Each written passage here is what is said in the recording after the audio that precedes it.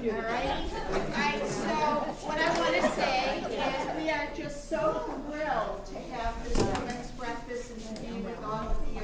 And it's been wonderful putting this together. Keep your arms up so we can tell who needs a ticket and who doesn't. Thank you. All right, we're going to start breakfast, and on the menu is French toast casserole, vegetable frittata, sausage, and then of course you've had your fruit and everything. So what we're going to do is start with this table here. If you want to get up and go down here, I'd appreciate it. And the girls, these girls here will follow you. Over here, we're going to start with this table and go first. And we're going to go this way. Everyone hear me okay? Yes. All right. Well, as I said, I'm Chris Comiskey. I've been doing cemetery tours for a number of years now. I do a Halloween cemetery tour every October.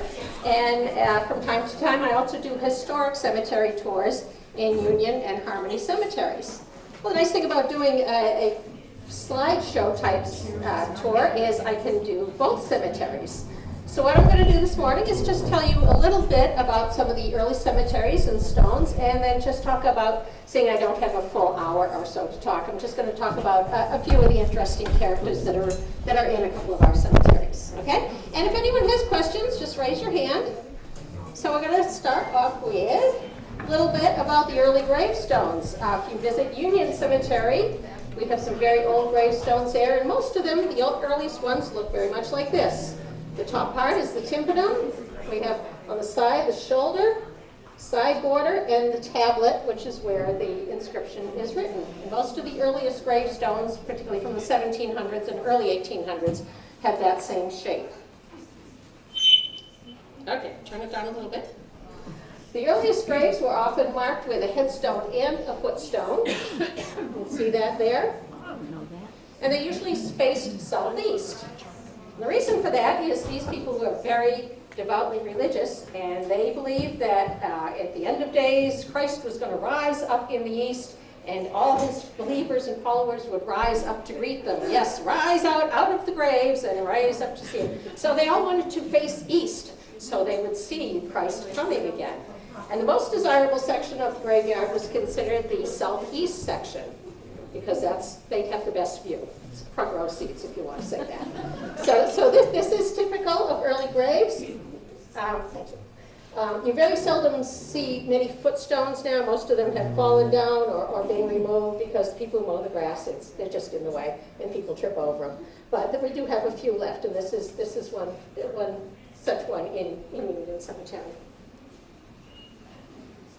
The earliest gravestones that we have here in town date back to mostly the 1700s, but the earliest gravestones you find 1600s to 1700s mostly have some sort of skull type creepy motif on them. This is the winged skull, also called death's head. You see the skull face, and they would have wings. And if you walk through any early cemeteries, you will see grave after grave after grave with variations on the skull, because they were rather obsessed with death, the Puritans. They kept reminding you, you're going to die, you're going to die. A little later on, the soul effigies came along. They're similar, but you get away from the skull shape, and some people call them kind of jack-o'-lantern looking. You can see, this guy looks kind of like he's having fun. And then you have these ones here, still not a very human-looking face, but we're getting away from the creepy skull. And that was going more into the 1700s. We have a number of those in Union Cemetery, too. In the later 1700s and early 1800s, you can see gravestone carving is getting more advanced. There's much more detail to the stones. We have portrait stones. We have much more human-looking faces now, as you can see. This is my favorite one. She's so pretty. This one, I don't know if you can see. She's cross-eyed. I don't know if she was in real life, but she's cross-eyed on her stone. And we often see memento mori. Remember death.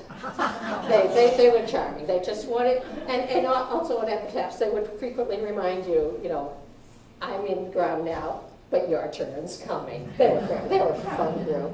So we often see Memento Mori on there, as well as creepy epitaphs, which I'll get into.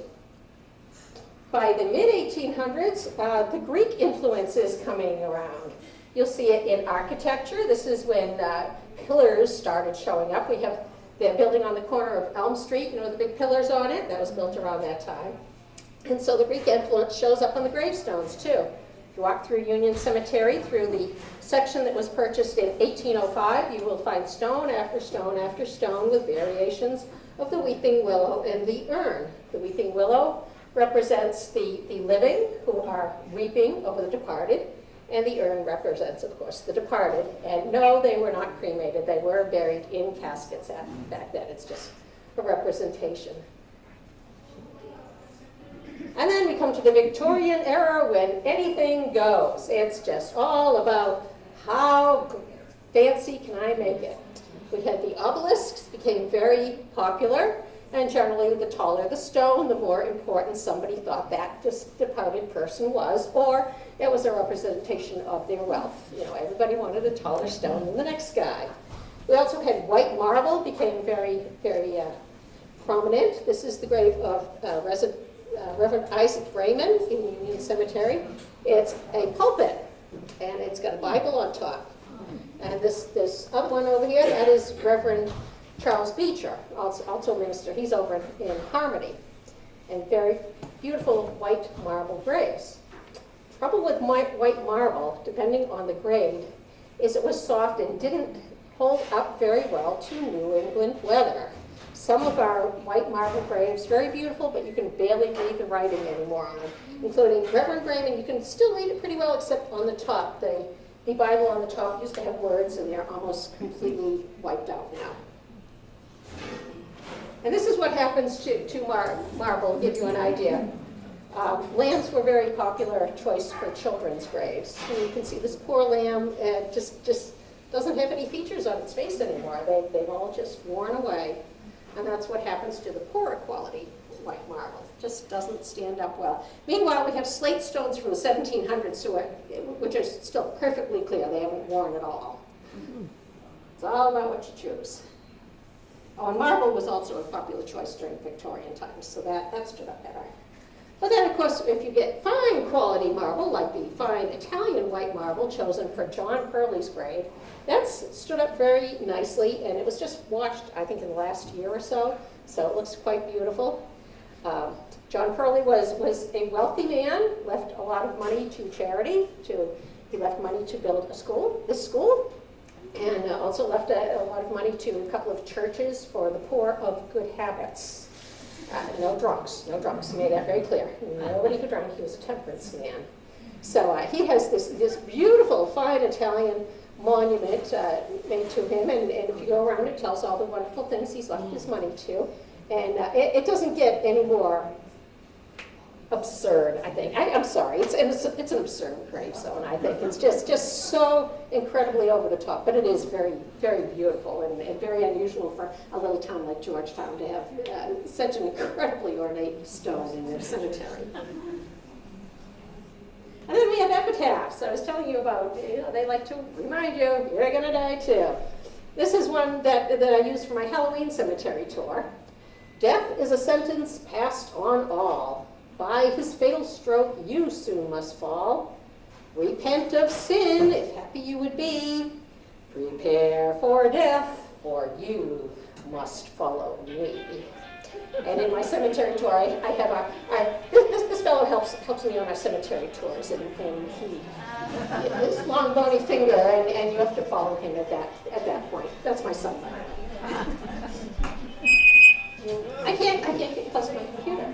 Okay, I'm going to talk about a few of the stones in the cemetery. I hear somebody ringing. Okay, we have the oldest stone in the cemetery is Hannah Brocklebank Nelson. She died in 1732. Now, that was around the time that Georgetown, well, not Georgetown, but the Rowley split in two from Rowley East Parish and Rowley West Parish. And so Joseph Nelson, when his wife died, decided rather than go all the way over to Rowley to bury her, he was just going to plant her right in his field. So he buried her across the street from his house. And a few more people died, and he said, yeah, why don't you bury them over by Hannah? And so 1734, the parish finally got around to saying, you know, we need to have our own cemetery. So the logical choice was Joseph Nelson's plot because he already had several people buried in it. So Hannah is the first person that was buried in Union Cemetery. I think I said Harvey, I meant Union. It says, here lies buried the body of Hannah Nelson, ye wife of Mr. Joseph Nelson, who died June ye 5th, 1732, in ye 48 year of her age. That is on the tablet. But then you notice we have writing down below here. It says, granddaughter of Captain Samuel Brocklebank of Rowley, who was slain by the Indians at Sudbury, April 21st, 1676, and the first person buried in this place. Well, that's kind of a weird thing to have on a gravestone, was what my first impression was when I saw that, because it's nothing like what you usually see. Usually it's just what's on the tablet here. Well, it turns out that this plaque was added about mid-1800s by Hannah's great-great-grandson, who was a genealogist and wrote a book about the Nelson family, and he thought that was something important that should be on her stone, so he had that added to the stone many years later. We have Reverend James Chandler.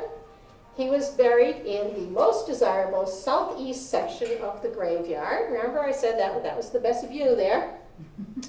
And it even talks about the coming of the end of days on his epitaph. It says, beneath the honors of this tomb, we've placed our pastor's dear remains to rest in silence here till the last trumpet shall be blown by the Eternal's high command to bid the world draw near.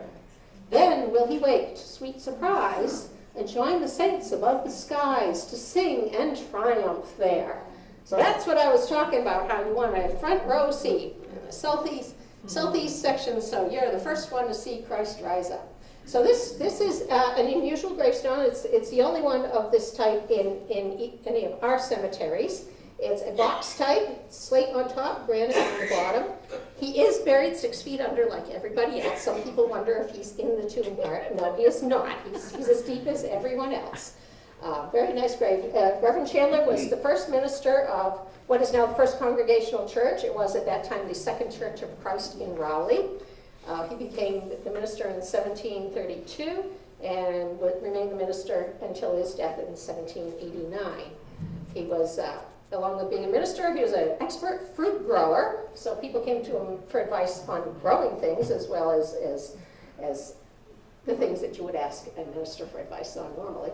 And he was also a slave owner, which was not unusual in those days, particularly wealthier people and ministers. A lot of them owned slaves, and he had 2 slaves, Phyllis and Sabina. And we have, speaking of slaves, we have Cuffy Dull. To see people have heard of Cuffy Dull. Yes. You've probably heard some things about Cuffy that aren't correct. He is a former slave and a Revolutionary War soldier, and he is buried in the least desirable northwest section of the graveyard. And here's the thing, he always has been. There is an old story about him being buried outside of the cemetery. It is not true. He has always been in the cemetery, but in the northwest section, which is where they would bury the slaves, the paupers, anyone who was considered lower in social standing in the town. So Cuffy has always been in the cemetery. Excuse me. His gravestone reads, a respectable man of color died rejoicing in the Lord, August 17th, 1816, age 73. AET is a Latin abbreviation meaning in the year of his age. And his epitaph is, white man, turn not away in disgust. Thou art my brother, like me, akin to earth and worms. Now, there's something, some of you may know, I wrote a book about Cuffy some years ago, and there was something that I missed then. And that was on the very bottom, is covered by brass. We have the engraver of the stone, in marble, Georgetown. Well, Georgetown wasn't Georgetown until 1838. Cuffy died in 1816. So that stone could not have been put in till 1838 or later. Why would somebody put in a stone for somebody decades after his death? Well, here's a hint. The Anti-Slavery Society of Georgetown was established in December of 1837. Some people are thinking about the slaves, and somebody in town said, oh, I remember this story about Cuffy Dull, and they wrote the story about Cuffy Dull, and somebody, probably the Anti-Slavery Society, I don't know, decided to put up a grave for Cuffy. So this was put up during the anti-slavery movement, the start of the anti-slavery movement here in town. Benjamin and Joseph Little, they were affectionately known around town as Uncle Ben and Uncle Joe. And they played a very important role in Georgetown becoming Georgetown. These two brothers came to Rowley, West Parish, and set up a little shop in the place known as the Brocklebank Museum now, which at that time was owned by Paul Nelson. And they ran a store there, and they did a really good business. They were good businessmen. And they eventually decided to move out and start their own store. So they moved to what we now know is the center of town. Back then, the center of town was down where the museum is. But they opened a shop there and built their houses there. And then they opened a post office, and they opened a bank, and then they started to attract other business people that they knew, encouraging them to move to Rowley West Parish and start their businesses there. And so eventually, Rowley West Parish became quite a booming little business community. Whereas the east part of Rowley had their own downtown, but it was very much a farming community over there. So it became like two separate towns. There was East Rowley, the farming community, they're known for their pumpkins. They were called pumpkins. And then the west part of Rowley, which was a business community. And so thanks in large part to the work done by the Littles brothers to build up the business community, it was finally decided that we should split into our own separate town. And in 1838, they petitioned the General Court of Massachusetts, and we became the town of Georgetown, completely split from Rowley, thanks to these guys. This is in Harmony Cemetery, by the way. And you can tell, people thought they were very important because that is a very tall stone. And we have John Lovering. Okay, pull out the things, I got something to read on him. John Lovering was a wealthy fellow. He was into shoe manufacturing. He was also involved in investing. He invested in the railroads, among things, and also invested heavily in real estate. So he had a lot of money.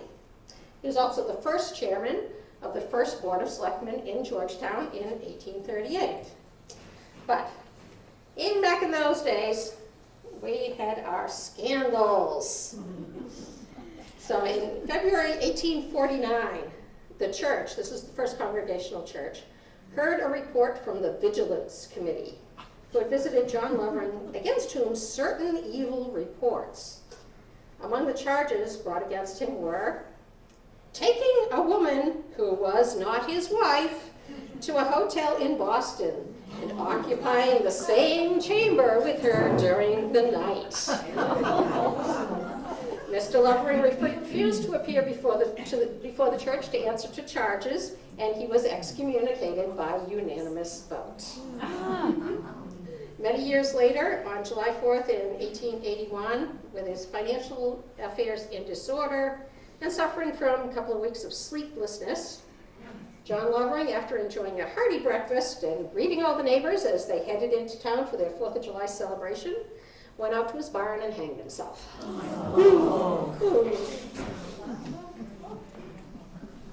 And then finally we have Theodore Elliott. This is also in Union Cemetery, also a very tall obelisk. People thought he was pretty important.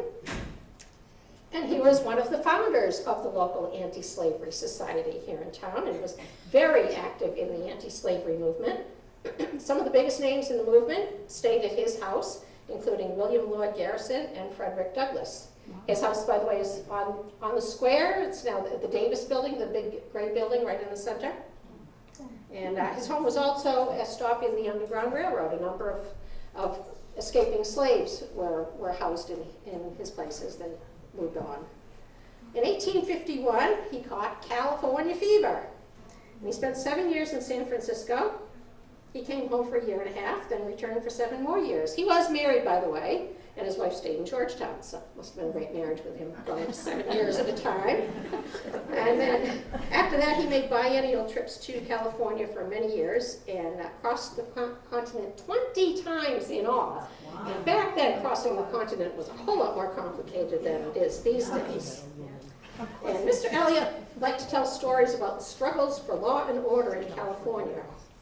And one newspaper article makes him sound kind of like a character that Clint Eastwood might play. It says, he was always on the side of law and order, temperance, and liberty. And if the corrupt courts of the new state did not afford protection, he was one of those that would relieve those reluctant bodies from the task of punishing criminals. Interesting guy. So anyhow, that is my talk. I was told just do like about 20 minutes or so. So that is it. You're welcome to join me when I have cemetery tours. I'm not sure when my next one is. It might be Halloween. But anyhow, I got to get in the plug. I hope you will consider joining the Historical Society. Show of hands, everybody who is already a member. I know I see a lot of members here today. Yeah, I got quite a few of them. If you are not, I have brochures here. If you're interested in visiting our Brocklebank Museum, or if you're interested in becoming a member, we have a membership form right inside here. So feel free to pick one up on your way out. And does anyone have any questions? How did we get the name Georgetown? That's a good question, and nobody seems to know. There is. It appears that it was left up to the state legislature. There were a lot of things they couldn't decide on, and they sent it to the state legislature, and it appears that is one of them. But nobody can find it. There was an old rumor that the committee was named. It was made up of a bunch of men named George. That is not true. In fact, there is not a single George on the committee. So that actually came about as a kind of comical script that they wrote for the centennial in 1938, and it just kind of evolved from there into that's how it was named. It wasn't. Anyone else? Oh, come on. On the ghost tour, Yep. and isn't it at night? No, it's during the day. I did one in Nova Scotia, and everybody carried the lantern. Mm-hmm. It was really interesting. Yeah, I'm afraid people will trip. The ground is very uneven and there's some small stones, and I just thought liability-wise it probably wouldn't be a good idea. Very. Was Cuffy Dull a slave? Yes, he was. It said former slave on the side. He was sold into slavery as a child, and he purchased his freedom when his owner died, which was shortly before the Revolutionary War. And he took the name Dole. And he was in the Revolution in 76, 77, and 80, so he enlisted 3 different times. Yes? Do you ever do Mount Auburn Cemetery in Cambridge? No. I do tours right here in Georgetown. That's it. Anyone else? No? Okay, well then thank you all for coming.